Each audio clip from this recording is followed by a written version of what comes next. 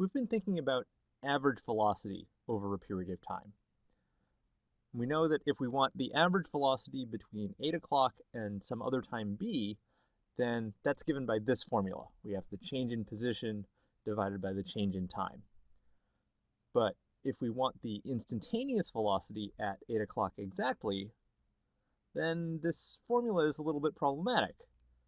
If we try plugging in b is 8:01, then that's giving us an average velocity over a period of 1 minute. That's not the same thing as the instantaneous velocity at 8 o'clock.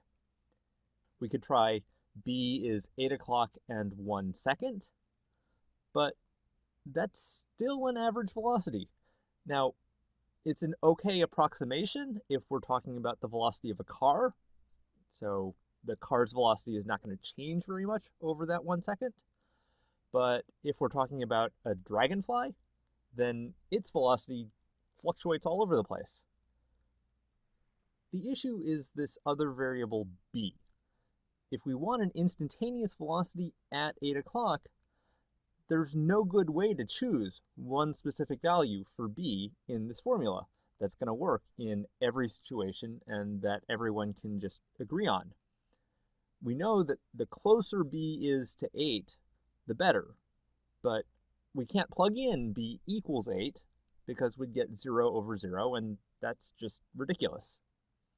So our solution is to take a limit as b approaches 8 o'clock. So our formula for the instantaneous velocity at 8 o'clock is a limit as b approaches 8 of f of b minus f of 8, that's the change in f, divided by b minus 8, the change in time. In other words, we're taking a limit of average velocities as b approaches 8, or as the time interval gets shorter and shorter. This is a massive concept. The idea that you can take the limit of a bunch of average velocities and get an instantaneous velocity. And we want to apply this not just to instantaneous velocity, but we want to talk about instantaneous rates of change of any function. So let me erase this. If we want the instantaneous rate of change of a function f of x at some point x equals a, we're going to give this a special name. So we're going to call this the derivative of f of x at the point x equals a. So this is our big idea. The derivative at a point is measuring the instantaneous rate of change of the function at that point. And the formula for it is exactly the same as what we had below. We've got f of b minus f of a divided by b minus a. So that's an average rate of change. And then we take the limit as b approaches a. And that's the derivative.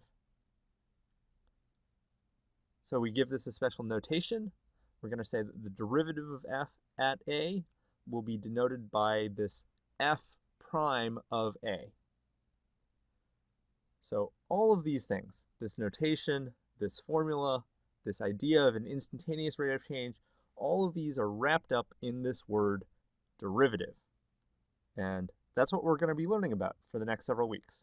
So let's start getting used to it.